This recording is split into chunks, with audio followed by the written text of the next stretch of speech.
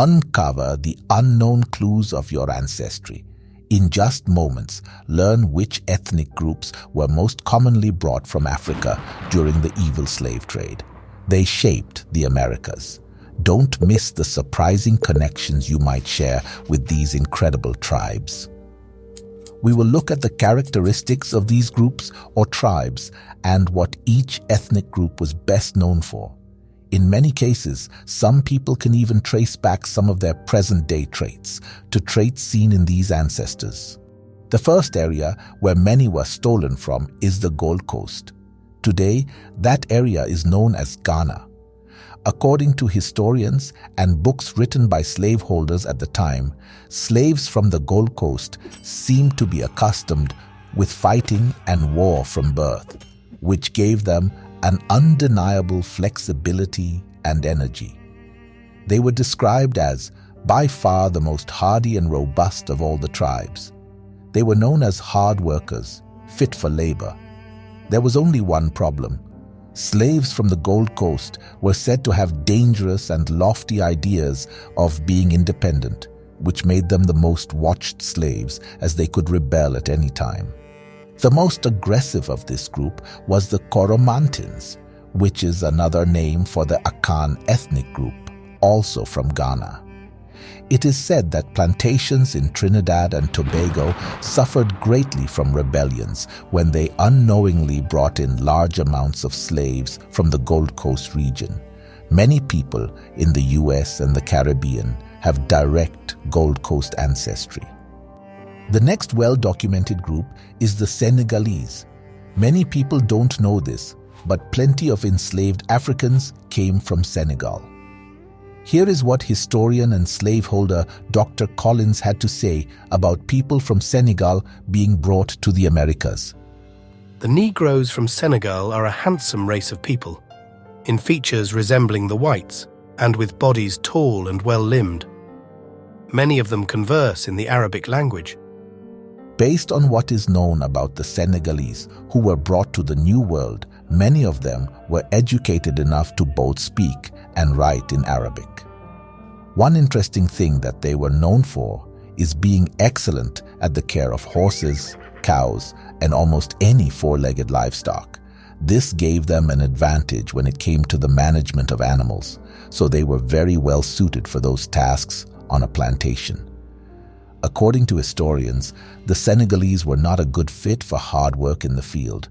Their background, physical constitution, and skill set meant that field work was often too hard on them. Similar to many other African ethnic groups, today we can see the resemblance between quite a few Senegalese tribes and certain Black Americans and Black people from the Caribbean. The next ethnic group we have history on is the Congos. Now, the Congos are unique in that they were one of the first ethnic groups to welcome Portuguese traders into their areas in the 1400s. Eventually, those relationships turned predatory as Portuguese traders started raiding and forcibly taking slaves from the Congo region. The Congos were described by historians as handsome and generally very dark-skinned. It was also noted that unlike many of the other groups, the Congos did not have many tribal cuttings or markings on their faces or bodies. The Congos were generally known as good-natured and memorable for their humor, jovial nature, and cracking jokes. Mostly they tended to be fit for domestic work, but not field work. This is not because the tribes were weak, but because field work was extremely onerous. It would kill you if you weren't prepared. Next, there was the Mandingo ethnic group. The Mandingos are another ethnic group largely found in Central and West Africa, who were taken away in large numbers. The biased commentators of the time had an interesting theory about the Mandingos. Their theory was that because the natural habitat of the Mandingos was so rich with productive soil, they never had to work very hard to eat or survive. Everything they needed was produced by the environment around them, so they were not used to the hard field labor. They would easily get tired and fatigued and even get seriously ill from fieldwork. As a result, many Mandingos ended up working either as night watchmen or in the distillery, producing alcohol as their main trade. After that, we have the Igbos. The Igbos made up a significant number of the African people who were forcibly carried from the west coast of Africa. The Igbos were seen as both good and bad at the same time. Here's why. They were seen as aggressive and stubborn, liking to get their own way, and hard negotiators. Even worse, they were known to be likely to jump overboard, off the ship, after being taken from the continent. It actually became expected that many of them would try to unalive themselves before they arrived in the New World. They had a reputation as being some of the hardest slaves to deal with. However, at the same time, they were considered to be superior workers. The women, in particular, were considered to be just as strong and just as smart as the men. So it was considered a trade-off between their aggressive and stubborn nature versus the fact that the ones who made it would be great laborers. Many people in the United States, the Caribbean, even the United Kingdom and Canada can trace their ethnicity directly back to the Igbo people.